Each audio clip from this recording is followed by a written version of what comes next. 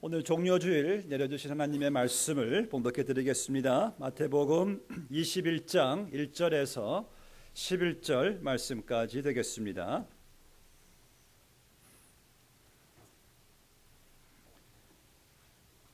제가 가진 신약성경 34쪽 되겠습니다. 하나님의 말씀입니다. 그들이 예루살렘에 가까이 가서 감람산 벳박에 이르렀을 때에 예수께서 두 제자를 보내시며 이르시되 너희는 맞은편 마을로 가라. 그리하면 곧 매인 나귀와 나귀 새끼가 함께 있는 것을 보리니 풀어 내게로 끌고 오라. 만일 누가 무슨 말을 하거든 주가 쓰시겠다 하라. 그리하면 즉시 보내리라 하시니 이는 선지자를 통하여 하신 말씀을 이루려 하심이라. 일렀으되 시온 딸에게 이르기를 내 왕이 내게 임하나니 그는 겸손하여 나귀 곧 멍에 매는 짐승의 새끼를 탔도다 하라 하였느니라. 제자들이 가서 예수께서 명하신 대로 하여 나귀와 나귀 새끼를 끌고 와서 자기들의 겉옷을 그 위에 얹음에 예수께서 그 위에 타시니 무리의 대다수는 그들의 겉옷을 길에 펴고 다른 이들은 나뭇가지를 베어 길에 펴고 앞에서 가고 뒤에서 따르는 무리가 소리를 높여 이르되 호산나 다윗의 자손이여 찬송하리로다. 주의 이름으로 오시는 이여 가장 높은 곳에서 호산나 하더라.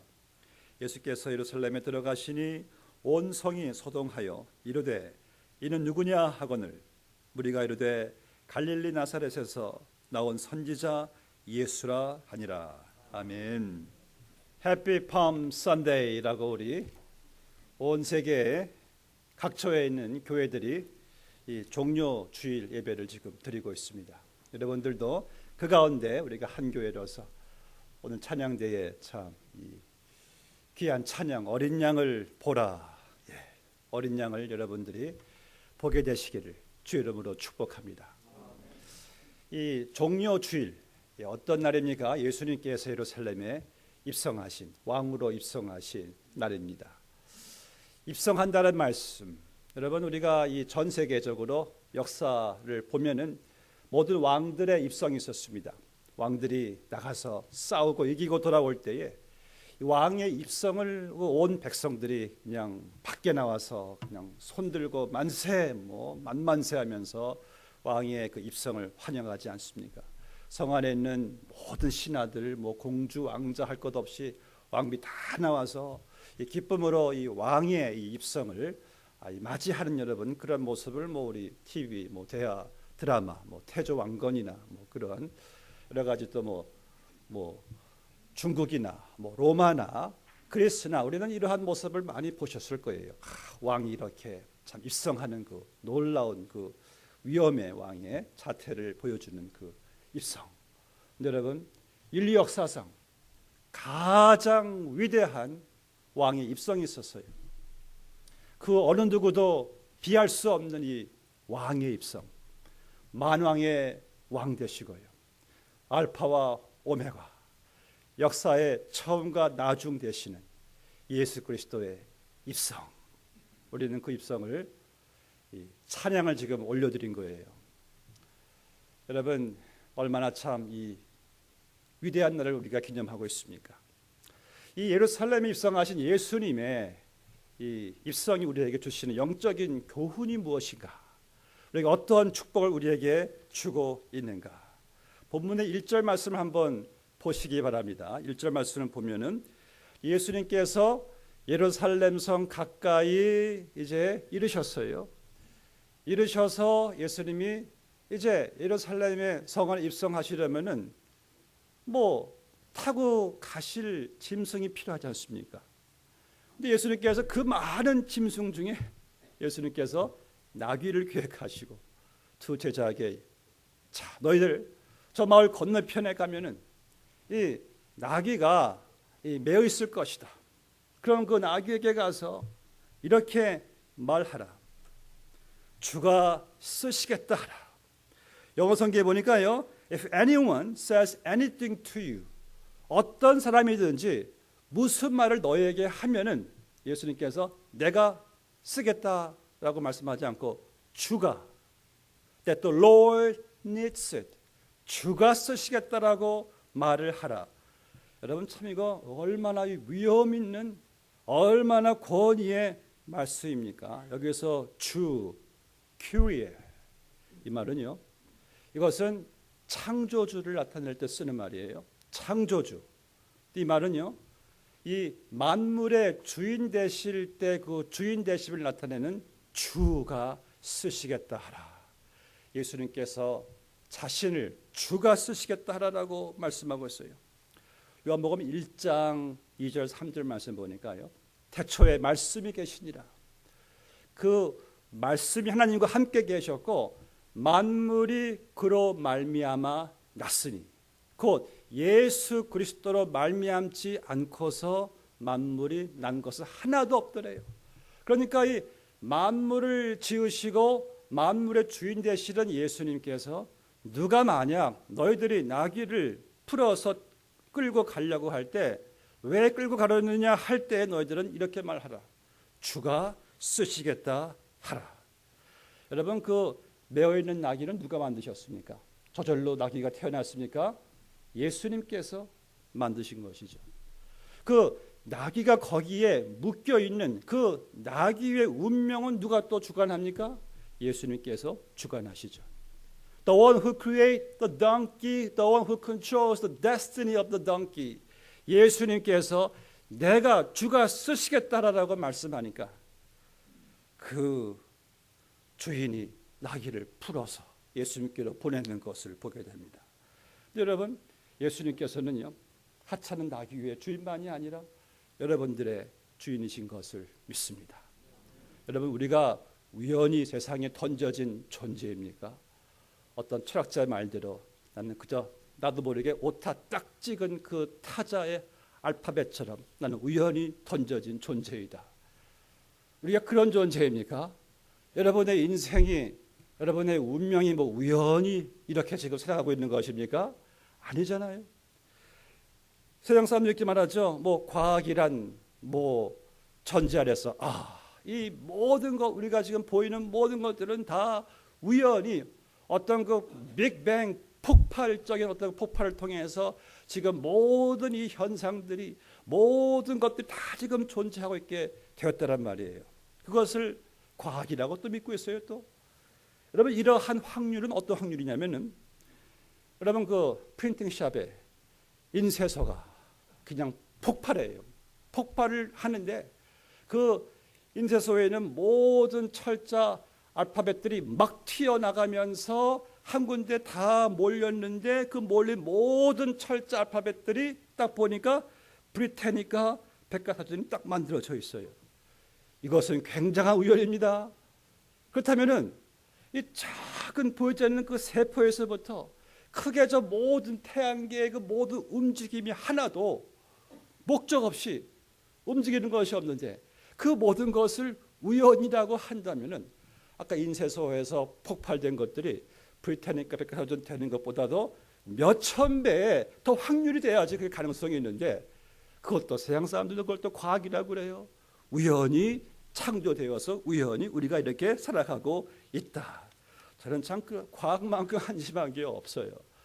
여러분 그러한 과학을 믿으려면은요 하나님께서 창조하셨다는 말씀보다도 몇천 배 더 믿음이 필요해요. 그런 걸 믿으시려면.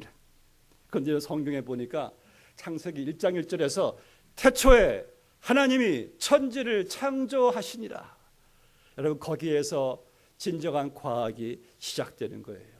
과학이 무엇입니까? 누군가의 어떠한 발명품을 과학이란 것을 이미 존재하고 있는 것을 연구해서 이미 존재하고 있는 그 원리를 발견하는 것이 이게 과학이잖아요.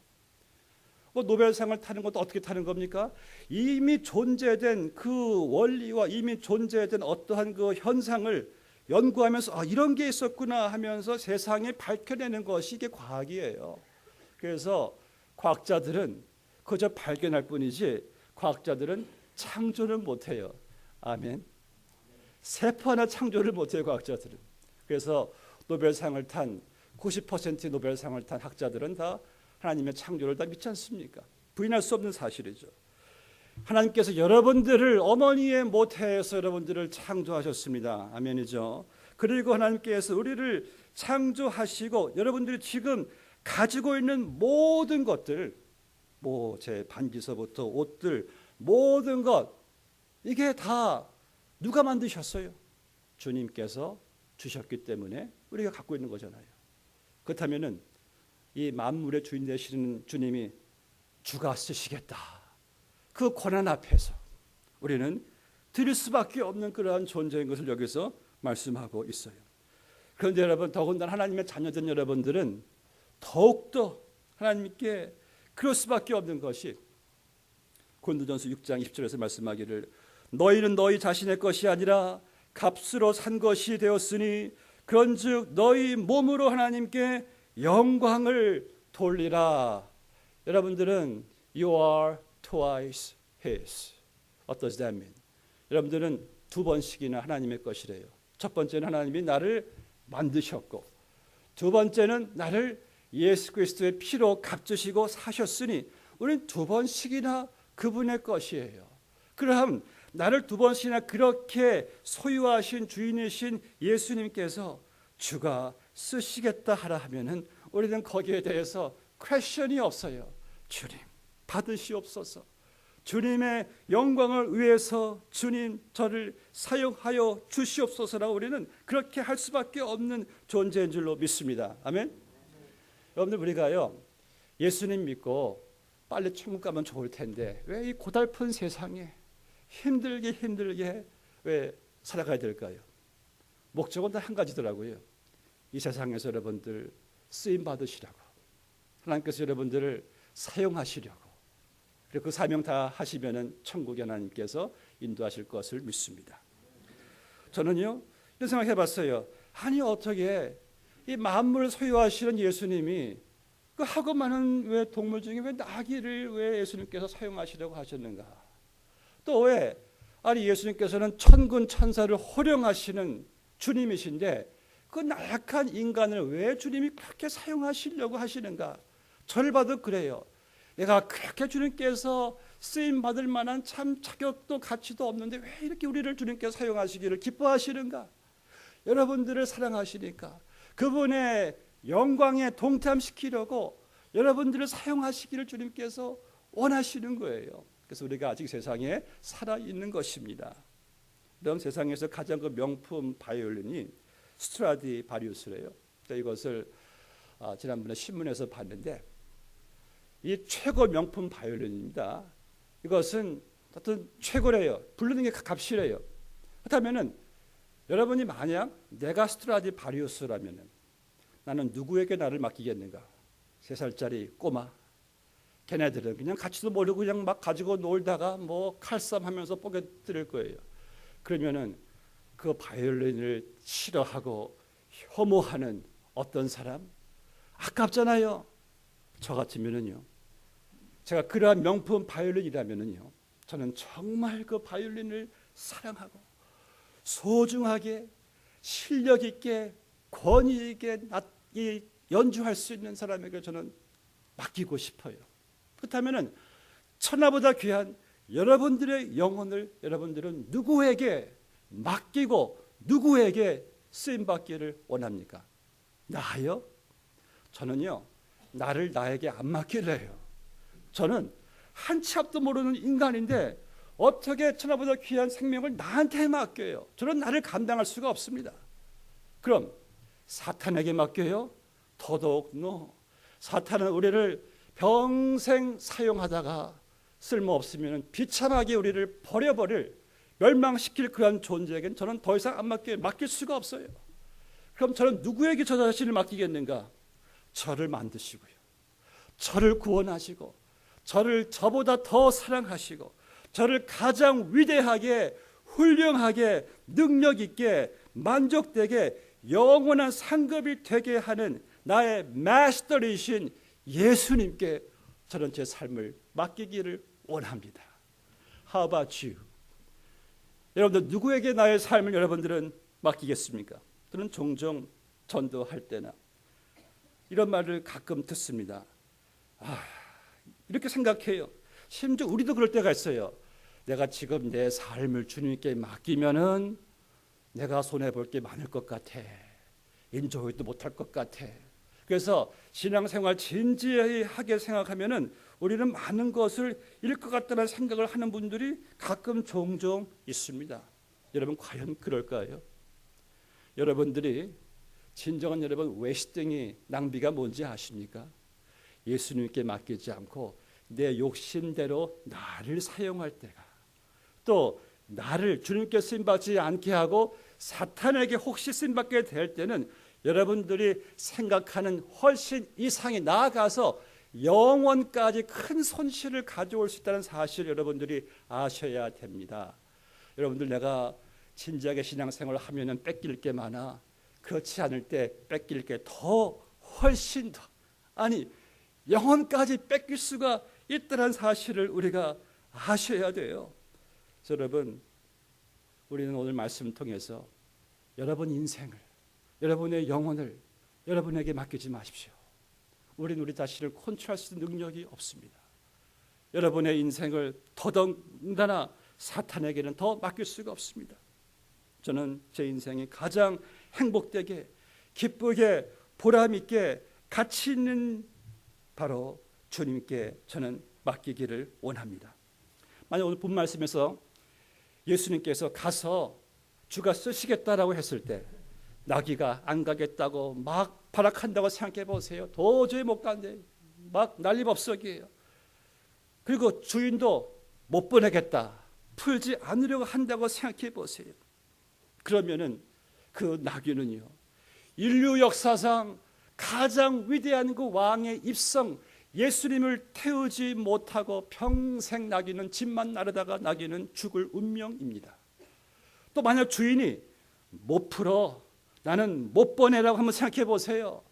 그럼 그 주인은 자기의 그 하찮은 나귀가 만왕의 왕 대신 예수님을 태우고 입성하는 일에 쓰임받지 못하는 인생을, 그 나귀를 가지고 끝났을 것입니다. 사랑하는 성도 여러분, 오늘 이 말씀은 우리에게 도전하시는 말씀이에요. 여러분들은 지금 무엇을 묻고 있습니까? 혹시 이 건강, 내 건강이야 꼭 묻고 있습니까? 이 가정, 이 자녀 내 거야 꼭 묻고 있습니까? 이 물질 이거 다 내 거야 꼭 묻고 있습니까? 여러분 묻고 있는 인생으로 끝나지 말게 되기를 바랍니다. 예수님께 한번 풀어보시자고요. 그분께 한번 보내보시자고요. 그분이 사용하시는 낙이란, 인생이란 어마어마한 차이와 결과를 여러분들은 보게 될 것입니다. 예루살렘의 왕의 행차에, 왕의 입성에 내 삶을 풀어드릴 수 있다는 것이 이게 얼마나 인생에 있어서 위대한 영광인지 우리는 오늘 말씀을 통해서 깨달을 수가 있습니다. 오늘 또 말씀 보면은 왜 예수님께서 하필이면은, 아니 많은 짐승 중에서 저도 참 이 나귀는요, 이 생김새도 참 희한하게 생겼어요. 왜 지금 군마를 타고 좀 위험하게 좀 입성하시지? 여러분 생각해 보세요. 왕이 나귀를 타고 전쟁에 가서 한번 싸운다고 생각해 보세요. 얼마나 좀 꼴불견이 되겠습니까? 근데 왜 예수님께서 왜 그 많은 짐승 가운데 왜 나귀를 택하셨을까?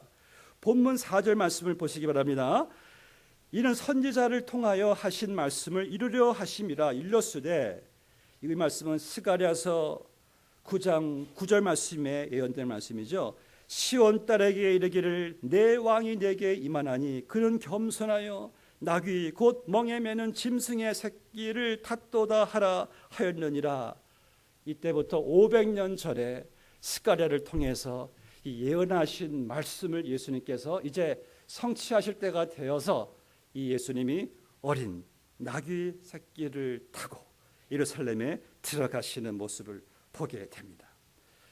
여러분 주님께서요, 이것만이 아니라 그의 짧은 생애 33년 동안 예수님께서 300개가 넘는 예언을, 350개 예언을 성취하시는 것을 보게 돼요. 자, prophecy, 예언이 뭡니까? 예언은 말 그대로 수십 년, 수백 년, 수천 년 전에 하나님께서 행하실 일, 어떤 특정한 장소, 사람, 사건들을 하나님께서 다 미리 보여주신 것이 예언이에요. 근데 정말 수십 년, 수백 년, 수천 년 후에 정확하게 그 예언한 대로 이루어지는 것이 이게 바로 성취라고 우리는 prophecy being fulfilled, 예언 성취라고 말을 합니다. 여러분, 지구상에는요, 성경 외에도 이 종교 경전들이 대표적으로 27권 있어요. 27권. 그런데 그 어떤 종교 경전도요, 성경만큼 이렇게 예언이 디테일하게 기록되고 성취된 책은 이 세상에 존재하지 않습니다. 왜? 그렇게 했다가 혹시 하나라도 성취되지 않으면은 그들의 신뢰성은 무너지는 것이고 가짜가 판명나기 때문에. 그런데 할렐루야, 우리 성경 말씀만이 디테일하게 예언이 지금 기록되어 있고 이것이 지금 성취되고 있다는 이 놀라운 사실. 어떤 사람들은 회의론자들, 스캡틱한 회의론자들, 무신론자들이 이렇게 말해요.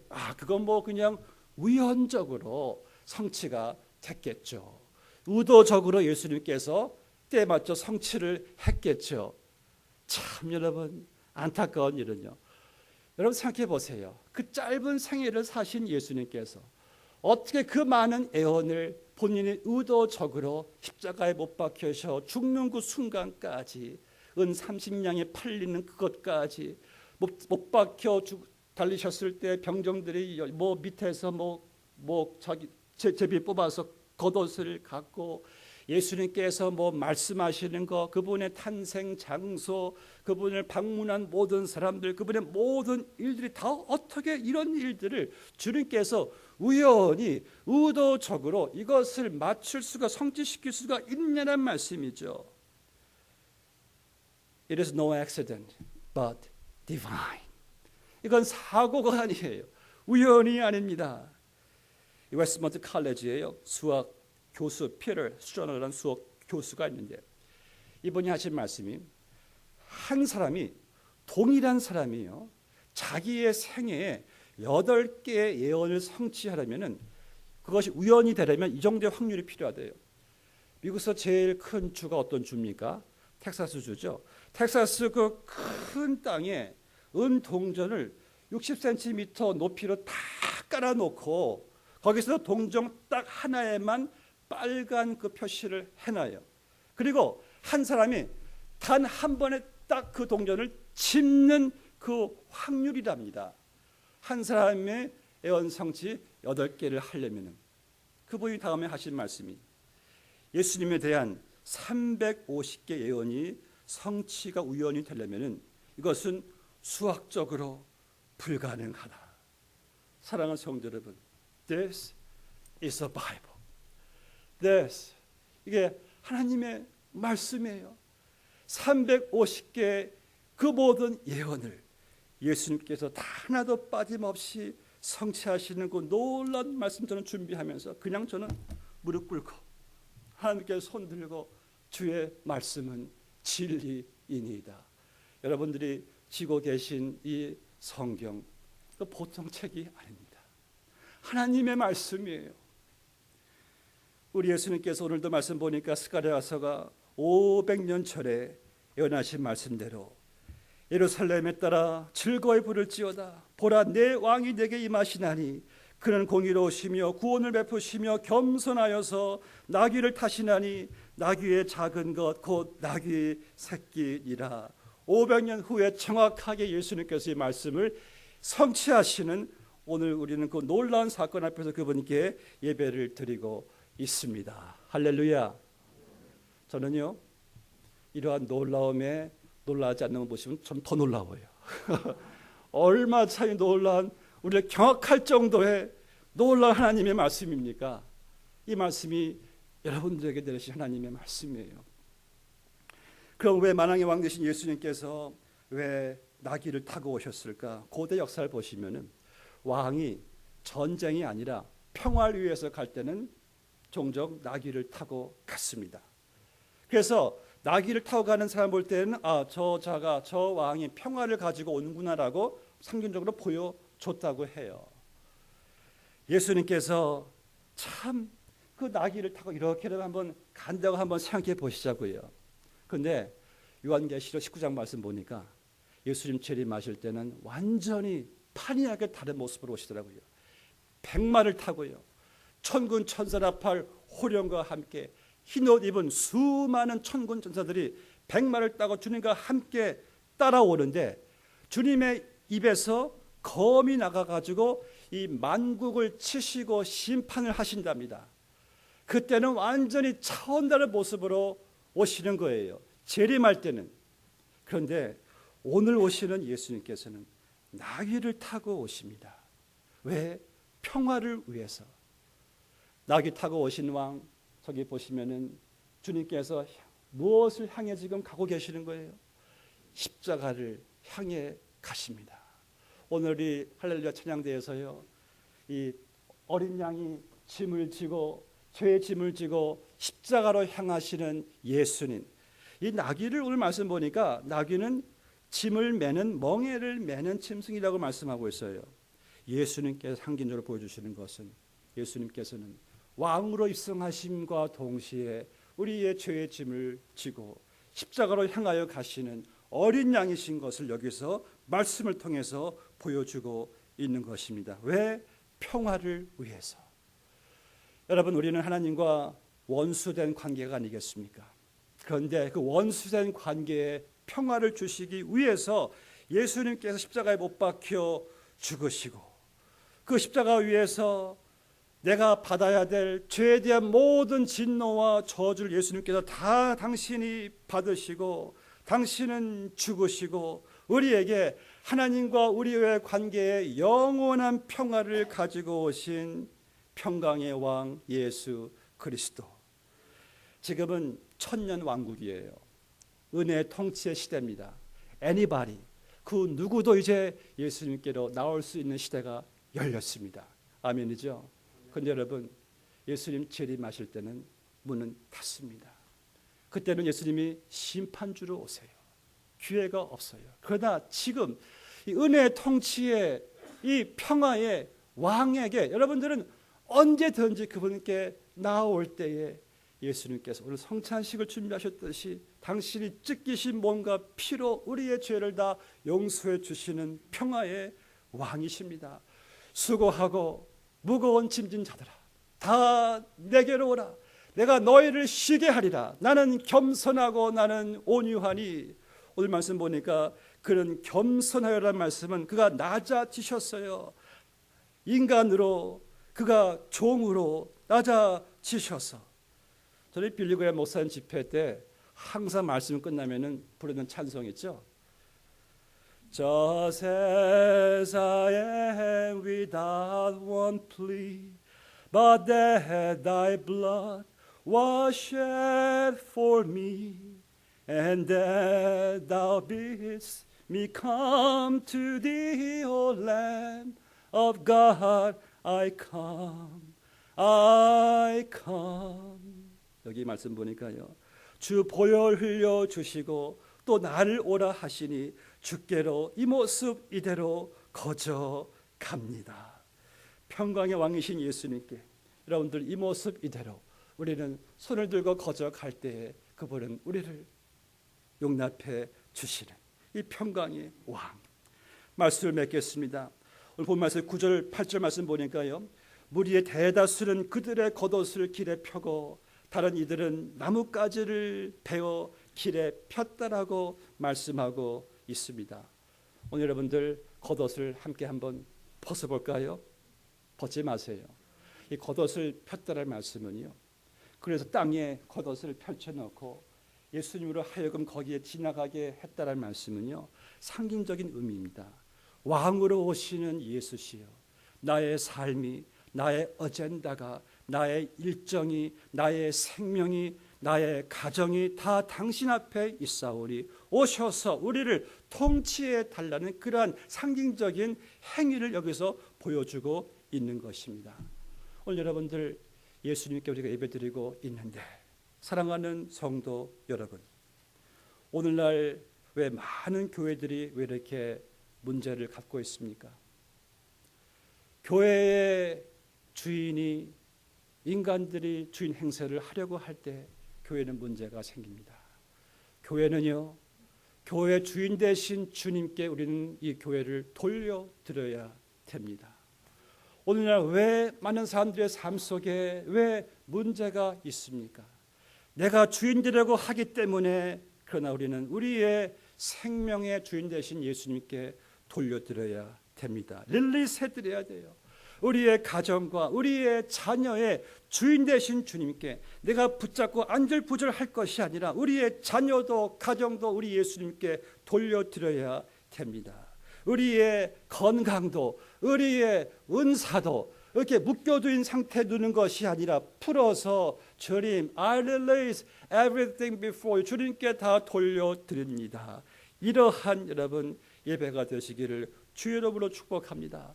저는 주님의 통치가, 만왕의 주님의 통치가 여러분의 교회와 여러분의 자녀와 가정과 삶과 계획과 은사, 어젠다, 일정인 모든 것에 임하셔서 주님이 통치에 나가시는 평강과 소망, 위로가 넘치시기를 주의 이름으로 축복합니다. 함께 기도하시겠습니다. 왕으로 오신 예수님 호산나 주님을 찬양합니다. 오 주여, 우리를 다스려 주시옵소서. 우리를 주님께서 지으셨고 우리를 구원하여 주셨사오니 우리를 가장 귀하게 복되게 쓰임받게 하실 분은 주님밖에 없사오니 호산나 다윗의 자손 이름으로 오시는 주님께 오늘도 우리는 겉옷을 벗고 주님 앞에 무릎 꿇어 경배하며 주님 앞에 나아가오니 나를 지으신 주님, 나를 구원하신 주님, 우리를 받아 주시옵소서. 이제 한번 저희들 성찬식을 통하여 주님을 또 이 시간 만남을 갖게 되기를 원합니다. 주님 내 모습 이대로 거저 받아 주셨사오니 우리 또한 주님을 우리 삶 가운데 받아들여서 주님의 통치 가운데 살아갈 수 있는 우리 모두가 다 되게 하여 주시옵소서. 이 성찬식을 축복하시고 예수님의 이름으로 기도드리옵나이다. 아멘.